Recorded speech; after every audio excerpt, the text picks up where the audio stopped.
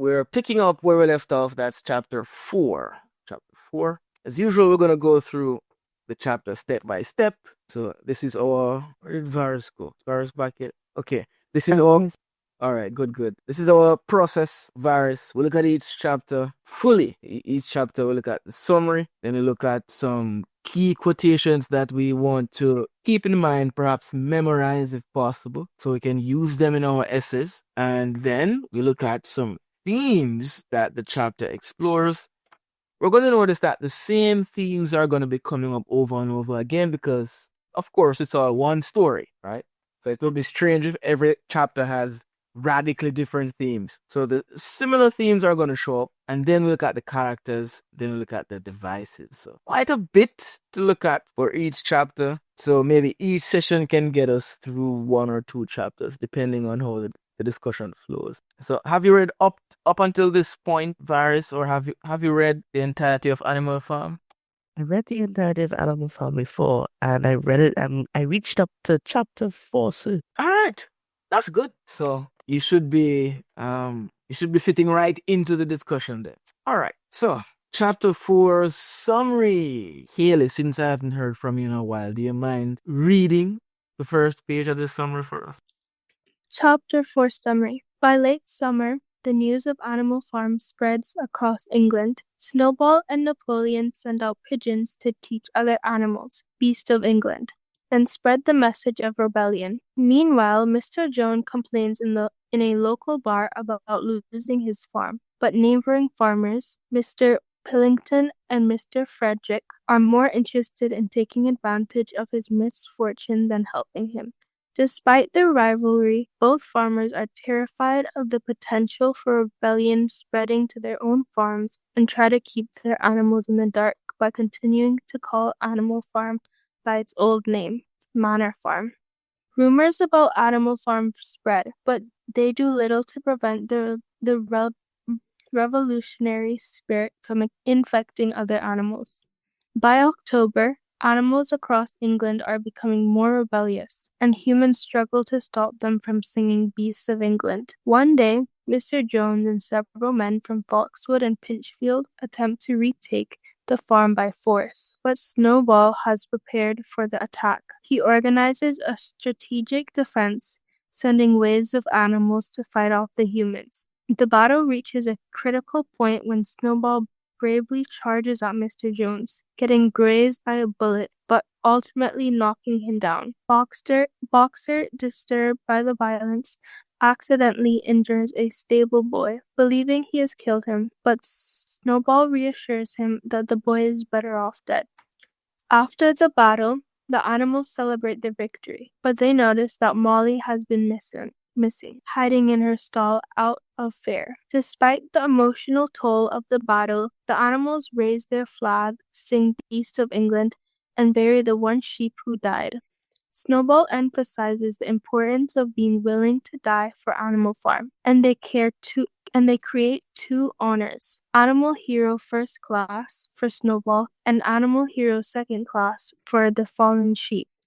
The animals name the battle of the Cowshed, and decide to fire Mr. Jones's gun twice a year to commemorate the victory and the rebellion. Thank you, Haley. Very nice reading. This is probably my favorite chapter. It could be. It's in the rankings. It's a very, very pivotal chapter. It's like a turning point in the novel, or one of the critical turning points. What do you think of this chapter? What is the significance of these events? This particular event, Battle of the Cowshed. What does it mean, and what are some interesting details that, looking at the summary, but also looking at the actual text? I hope we have our text handy so we can look at the details, because there are a few interesting things that happened before, during, and after this battle that kind of say a lot about... Let me not give too many hints. I want to hear your ideas. What do you find interesting about this chapter? Now, it's actually the first battle that occurs between the animals and the humans after the initial rebellion. And Snowball emerges as a key leader by successfully defending the Animal Farm against Mr. Jones. Yeah, Yeah. And we wouldn't have known this yet if this were our first read through, but having read the novel to the end, we know that Snowball's heroic stand will later be twisted into something completely different by Napoleon, right? And so looking back at the Battle of the Cowshed, we can see how history really favors those who write the books, right? When we read history, we have to ask ourselves, am I reading about what happened, or am I reading one particular person's version of what happened? Because here we can see what actually happens during the battle. But later on, when they reflect on when, what's his name, Squealer does his thing, the whole narrative changes and Snowball is like a villain rather than this hero of Animal Farm. It's very interesting that finally the animals get a chance to prove their independence, to prove their superiority, right? Because all along it's been kind of up in the air. Are we really free? Have we really rebelled? Are we on our own? Or can the humans, take control at any time? So at this point, it becomes clear that the animals are quite powerful and they are not overcome by the humans. So we have this standoff, this great battle, and as we look at this battle, the context and the undertones of the whole novel kind of come to the surface, because we know that yes, it's a story about animals revolting, but we know that it's actually a political piece, right? We know that there's a lot of geopolitical emphasis. We know that there's a lot of history involved, not stated directly, but implied. And this is one of those scenes that really take us kind of out of the Animal Farm story and have us look at how history has played out in different wars in different places, where we say perhaps a people, perhaps a country rebels, they gain some freedom, and then they get some pushback, right? Those who would have oppressed them try to do it again, try to reclaim control, and they fight off the enemy, fight off the oppressors, and they remain victorious. It's kind of a triumphant chapter, but even in all the triumph, there are some dark elements that would make the reader kind of think twice about how well things are really going. What do you think about the honors? I found this to be quite interesting. They create two honors to recognize the efforts of Snowball and the sheep. What do you find anything weird about these honors? I find something quite weird about it.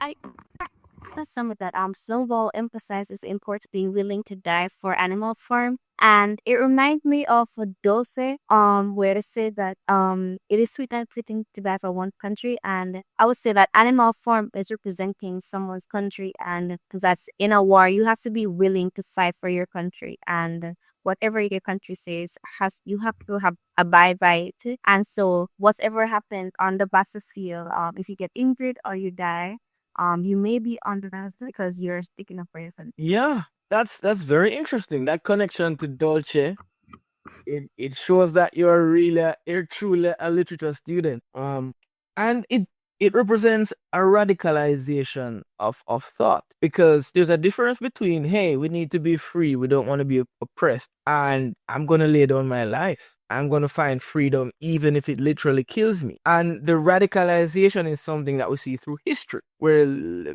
political and military leaders, when I say radicalize, they bring their followers to extreme thoughts of die for this cause. That's as extreme as it can get. The most extreme thing you can do is to die or to kill, right? And so the idea that it is fitting to die for your country, to die for the revolution, it shows an extreme loyalty that goes beyond loyalty to yourself. And you have to question how logical, how sensible that is. Do I want the revolution to be successful so badly that it doesn't matter if I die? But what I found interesting about the honors, there are two honors created, right? Animal Hero First Class and Animal Hero Second Class. I would imagine that the sheep who laid down his life for the for the revolution's sake, right? The sheep that made the ultimate sacrifice. Shouldn't that sheep have been given the higher honor?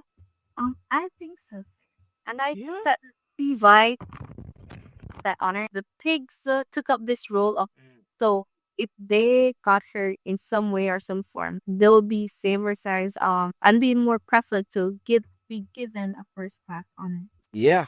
So even if you lay down your life, you're just a sheep in the end. We'll give you the second class honor. Whereas, I mean, Snowball was quite brave, but at the end of the day, what was his sacrifice, right? He got grace and he got the highest honor. Of course, it's because he's a pig and there is that preference as Chantal just mentioned. And just like with Dolce, be careful now, we can't compare Dolce to Animal Farm in the exam because, it's going to be point versus point. But it's still interesting to look at how they correlate sometimes, just by accident. Excuse me, sir. Yes, About Varus, go ahead. Earth. So for the part that you mentioned of Snowball getting the first class honor and the sheep getting the second class honor, that could be referenced. Could it be implying the fact that though the pigs are they prioritizing themselves over the other animals without explicitly saying it?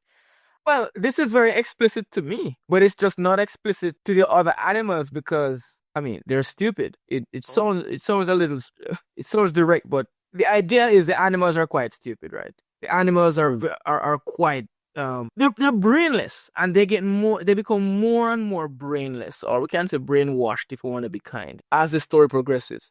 And that is what makes the story so packed with dramatic irony, because things are so obvious to us, to the readers, that we're saying, how can you not see this? How are you gonna just allow these guys to get the apples and the milk and just think that this is not clear discrimination? Isn't it obvious? And so there's this frustration that the reader develops, where we are able to see everything that is wrong with this situation, but the animals are not able to see it because of their stupidity, their simple-mindedness. And the one animal who would be able to see through all of this, Benjamin, he's too lazy to do anything about it. Right? So it's very unfortunate. But yeah, the sheep who sacrificed his life didn't even get the best honor. It was the pig who got grazed by a bullet. So this does foreshadow the preferential treatment that the pigs will be getting more and more, and the class divide. And the tradition that is started here, as the chapters progress, we're going to see how this tradition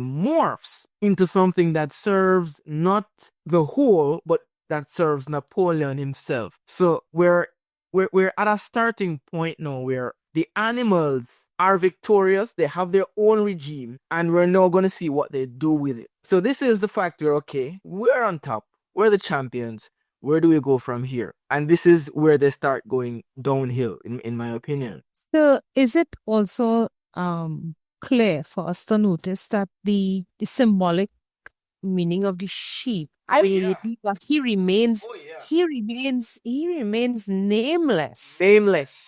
And that he would represent so many people who would be fighting for to avoid oppression, but they remain oppressed by the very people who take credit for their deaths. He remains second class from now until he's dead. He isn't even given a name himself. Because you can't tell me you suddenly don't know the names of all the sheep. If you know Snowball and you know Napoleon, you've reached a stage where you absolutely do not know who are the names or what are the names of the sheep on that farm. Really? Yeah. And then you award him second class. Oh my gosh. And it's certainly not a coincidence that this is a sheep and not any other animal, because we know the literary implication that there is with sheep. Sheep are those who follow blindly, they are the masses, they are the nameless, they are the stupid. And it sounds strange, but in Christianity, we consider ourselves, I say we, I'm being inclusive for some reason, we consider ourselves sheep being guided by the shepherd. And the implication isn't different, whether or not we want to feel. It doesn't matter how we feel about it.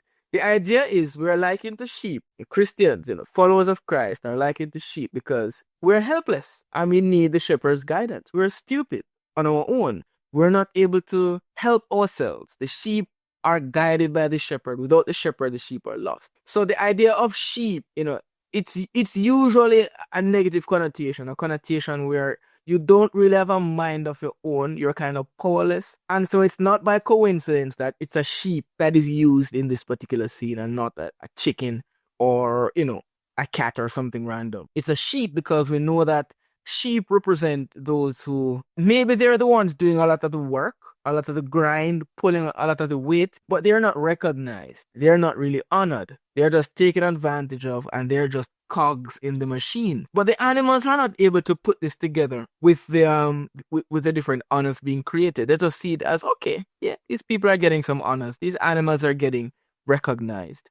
But as readers, it should be starting to it should be obvious to us by now that there's a significant disparity between the pigs and everybody else. And the honor system here for me seals the deal. Because if I lay down my life and die and can't even get a first class honor, then what am I doing? What more could I have done to get the first class honor? I don't know. Would I have to be the one to kill Mr. Jones? I probably still wouldn't have gotten a first class, right? So the honors there, very, very, very, very telling. Very telling. The spreading of the rumors about Animal Farm, this does indicate how rebellion can be, picked up by neighboring nations. When you look at history, sometimes you have different waves and clusters of rebellions happening. Word spreads, people become inspired, and people they might see one nation or one tribe or one people attain freedom. They want their own freedom, and so that happens. Yeah. We also see some human nature stuff happening here. Mr. Pilkington and Mr. Frederick are more interested in taking advantage of his misfortune than helping him. So instead of these guys being more interested in helping Mr. Jones, they want to see him fail because they might have more for themselves if that happens. And so we see some of that human vice there. And it's a good look for the animals in that sense, because the animals are united while the humans are not. And that's probably why the animals came out on top this time around. Yeah. So it's a great battle of the cowshed. What are some interesting quotes from this? Yes, Varys, go ahead. I do apologize for interrupting you. Not at all. Anytime. I'm just curious about the part where it's mentioned, despite their rivalry, both farmers are terrified of the potential for rebellion spreading to their own farms and trying to keep their animals in the dark by continuing to call Animal Farm by its old name, Manor Farm. Could that be emphasizing the fact of the importance of knowledge spreading to other parts of the farm, other parts of the country where the animals might rebel? Because with that knowledge, you realize, oh wait, why are we being subservient to these humans? And we're being treated poorly as opposed to them who live a luxurious life. We should rebel. Yes. That's what I mentioned earlier, that sometimes revolution happens in little pockets. One little people, they rise up, they stand, and they win, and the news spreads, and the other leaders now start to get worried. I wonder if these guys are going to try that too. And it's kind of a similar situation regardless of the scale of power. You're in a classroom, and one little group in the corner, they start making trouble. And as a teacher, you're afraid now, because you're saying, if I just let them be, I just leave them alone. But what if another little group sees them and says, okay, I can make trouble in Mr. Webb's class, no problem. And then what if another group sees it? And then what if another class starts doing it? So sometimes you're very hard on, let's say, problematic individuals, not because you hate them in particular, but because you're afraid that their behavior might spread or their ideology might take root. And so, yeah, there's definitely this fear that, what if this rebellion comes to my farm? What am I going to do about it? What if it spreads? What if it becomes a regular thing all across England? And it does become a regular thing, because I think I would blame Moses for that, because he would be able to fly around and communicate and spread awareness. And we know that the song Beast of England, this is being sung by animals all across England now. It's Beast of England, not Beasts of Animal Farm, right? Beasts of England. And so the revolution spreads like a wildfire, or from the perspective of the farmers, like a cancer.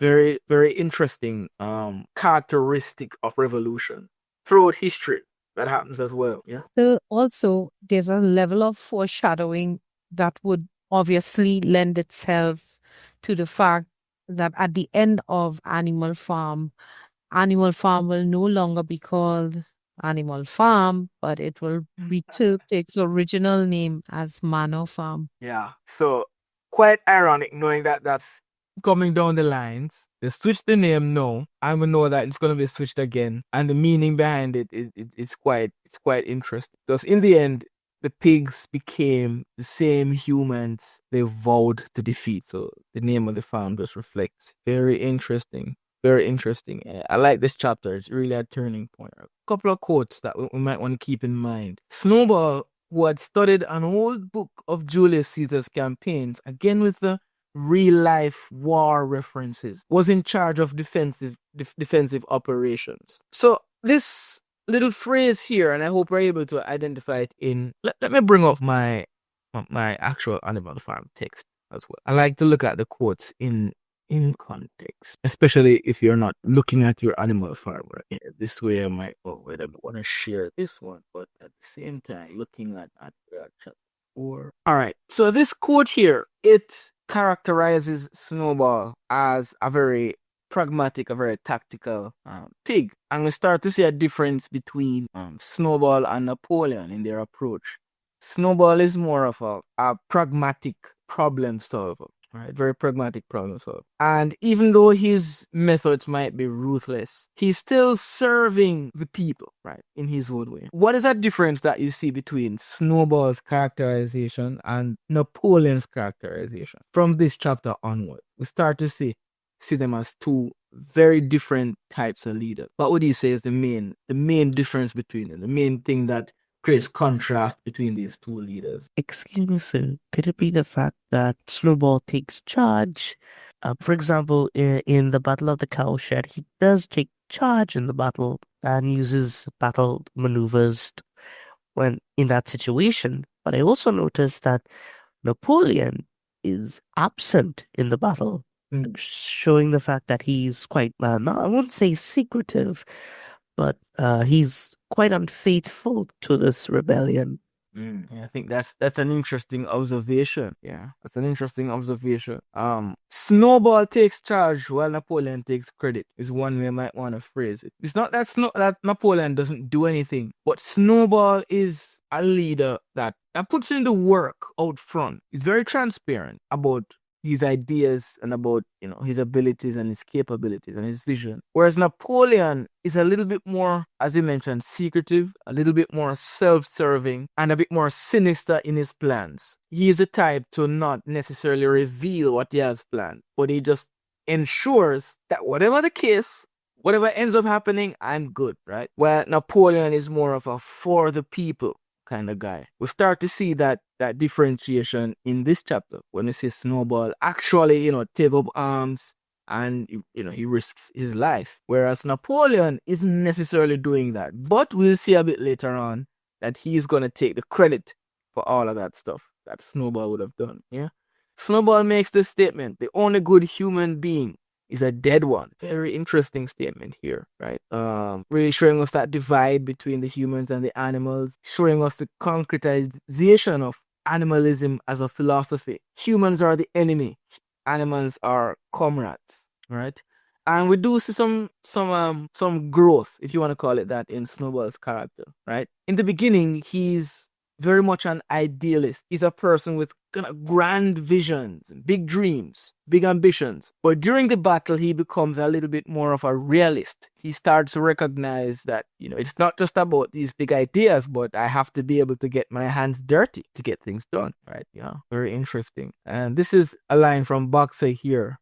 I have no wish to take life, not even human life. And I think he says this when right after the statement about the only good human is a dead one. What does this reveal about Boxer? Even though he's physically the strongest animal on the farm, this quote does say a lot about it.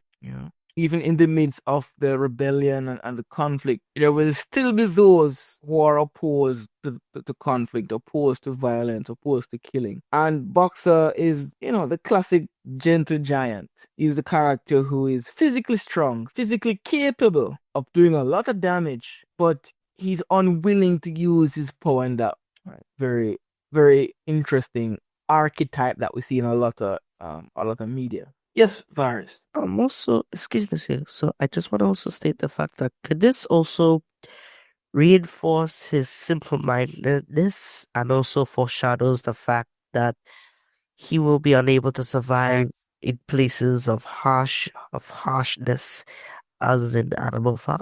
Oh yeah, because he's not as mentally. You have to be. It's not really mental toughness, but it's a kind of rigidity where you can't be too morally sound. You can't care too much about morals in a revolution, right? If you have to kill a few kids to get this done, yeah, kill a few kids. Yeah, they can't make an omelet without breaking a few eggs kind of situation, right? You have to kill a few people, get your hands dirty. It's just a part of the game. Boxer can't handle that. Boxer is, you could say simple-minded, but you could also say it's just a good person, right? It depends on how you want to look at it. From the perspective of the pigs, he might be considered very simpleton. He can't handle, thinking about things on a grander scale. But from the reader's perspective, Boxer is a very sympathetic character because he represents the animal that doesn't want chaos to reign. Boxer would probably just go back to the old way of living if it meant he could live a peaceful life. Of course, Boxer's gentleness is taken advantage of, and his gentleness is a part of his downfall, I would say, because he never uses his physical might to stand up against the pigs when they become the enemy. He never uses his physical might to smash the 9 dogs when they become aggressive. He had the chance at one point, a few chapters down the line, to kill one of the dogs. He has his hoof on the dog's neck, on the dog's throat. And with just one motion, that dog would be history. But the gentleness, the pigs recognize, okay, this guy, he's strong, but he's not willing to fight. His heart is too soft. So we're going to take advantage of that characteristic. And that makes him so much more of a tragic character, in my opinion. Very, very tragic character. Some themes, there's fear of revolution, as Varys have been mentioning. The neighboring farmers, they represent the ruling class who fear upheavals. They fear the coups. They fear the people, waking up. And it shows that revolution can really inspire unrest in other locations, in other places, other countries, other states. And so leaders would have to conspire. And in the days when media became prevalent, media would probably need to downplay certain things in order to not give too many people the wrong idea, right? So this theme, the fear of revolution, the fear that the leaders have, that their own people will start to have this idea, oh, we can stand up and fight. That fear becomes quite apparent in these two farmers here. Yeah. The manipulation of strength. From here onwards, this is a major theme, right? Snowball's role highlights how leaders can manipulate their followers' strength and loyalty. Look at Boxer. He's disturbed by the idea of killing. He says he doesn't want to kill. Not even humans, and humans are the enemies, right? But Snowball is trying to convince him that the violence is justified. The ends justify the means, right?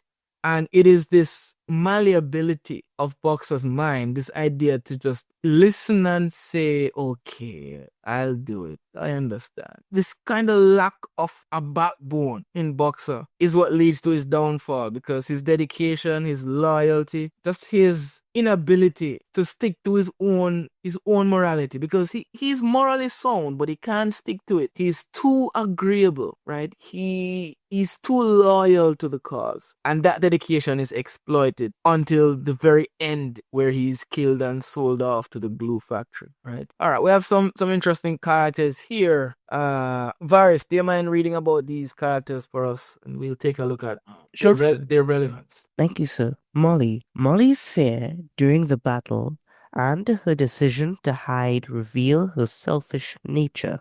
She is more concerned with her personal comfort, like ribbons and sugar, than the collective success of the farm.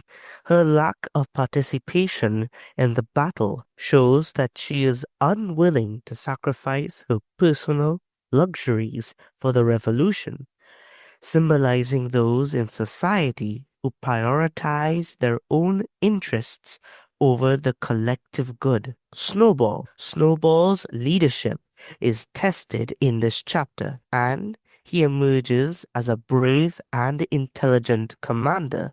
His willingness to study military tactics and take charge during the battle shows that he's more than just an idealist. He is also a practical leader. Snowball's strategic mind and encourage in the face of danger earn him respect, but his growing ruthlessness, as seen in his comment about humans, hints at a more hardened side to his character. Apologies, sir. Mr. Pilkington and Mr. Frederick. These two neighboring farmers represent the ruling class outside of Animal Farm. Their rivalry prevents them from acting together, even though they share the same fear of revolution. Their reluctance to help Mr. Jones highlights their selfishness and the desire to use his downfall for their own benefit. Their attempts to suppress knowledge of the rebellion reflects how those in power often manipulate information to maintain control. Boxer's role in the battle further solidifies his position as the most physically powerful and loyal of the animals. His strength is crucial to the animal's victory, but his moral compass remains intact, as seen in his distress over the possibility of killing a human. Boxer's reaction shows that while he is committed to the revolution, he retains a deep sense of humanity and decency, making him one of the most sympathetic characters in the novel. Welcome, sir. Thank you. Yeah. So as we look at the character analysis pages, you have to remember that there are some questions, some of the CSEC questions that focus on characters. So if you get a question that is focused on Mr. Pilkington or let's say Mr. Frederick, most students, I imagine, wouldn't be able to tackle that question well. But you guys will be able to do that because you're able to identify their significance outside of just the plot. What do they symbolize? When you look at their rivalry, but also their fear, we see a lot exposed about human nature and the nature of leaders, especially historically, where in one sense, you need to work together to maintain a status as ruling class. But in another sense, you're also competing against one another. Whereas, in such a way that you wouldn't mind seeing a fellow leader fall because more power to you. And we see that happening here. Mr. Jones is not really willingly assisted by these other two farmers because the fewer farmers there are, the bigger each farmer's farm can be. So very interesting dynamic here amongst the humans. And this dynamic is what solidifies Mr. Jones's defeat because the humans are not quite as united as the animals are. All right, some devices. We have allusion. Snowball's reference to Julius Caesar's campaigns, right? This is referenced in the material he reads to prepare for the battle. Is an allusion to historical military strategy. And as a reference Caesar, we're getting an emphasis on Snowball's character as an intelligent, military, practical, strategic leader. That's kind of the idea behind that allusion right there.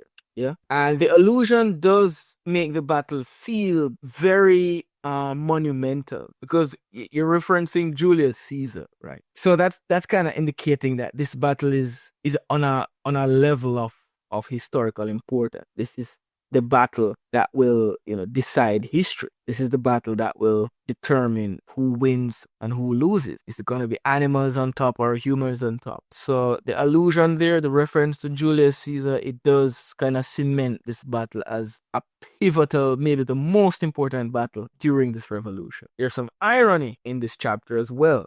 The animals who once dreamed of freedom and equality, they are now engaging in violence to maintain control over the farm. So animalism is already being betrayed little by little. It's not obvious yet to the animals. Well, it will never really be obvious to the animals. But the betrayal of animalism is really starting to take hold from this chapter onwards. Yeah. And since violence is now an accepted tool, Yeah, we can be violent, we can kill a couple of people, and that is okay because it leads to revolutionary success. What that does is it creates a slippery slope where whatever we need to do to maintain control will be considered okay. We need to do it. We don't have a choice. And so this just leads us into more betrayal of the original idea of animalism, right?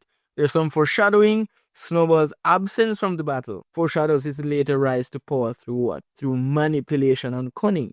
So this again here is more contrast between Napoleon and Snowball. Napoleon is willing to use manipulation to maintain power, while Snowball is willing to use big ideas and big actions to maintain power. Yeah. So Napoleon gets his time to shine right now, but Napoleon is biding his time, and it's kind of giving the reader the idea that there might be a power struggle between these two, right? Between Napoleon and Snowball. Eventually, we know Napoleon comes out on top, not with military strategy or good ideas, but with manipulation and intimidation, right? And then we have symbolism here, the Battle of the Cowshed, that symbolizes the broader struggles between the revolutionary forces and the older order, between basically the idea of animal farm and the idea of manor farm, yeah? And the battle's name is symbolic. It suggests that the conflict is rooted in agricultural life, in the agriculture of the farm, because it's the Battle of the Cowshed, right? That's in the name of the battle. So it means that the cowshed, the cove, the animal life, the agriculture, that's an integral aspect of this conflict. And of course, we know that another interesting quote, I think it was back in chapter 2 or so, something like, human is the only animal who eats without producing, or something like that. The idea is, we need to have control over what we produce. We produce milk. Milk should be ours, not humans. We produce eggs. We should have the eggs, right? So the fact that it's called the Battle of the Cowshed, it kind of doubles down on why they're fighting in the first place, is to really have that sense of freedom. This is our work. This is our production, our bodies, our sweat and toil and labor. We should be the ones to benefit, not somebody else. So the battle is really this idea, this revolution. It's quite close to the slavery rebellions that we read about, right? In terms of these animals are working their whole lives, but someone else is reaping the benefit. And the story would have been a less interesting story, but the ending would have been so much happier if the pigs didn't eventually just become human 2.0 in the end.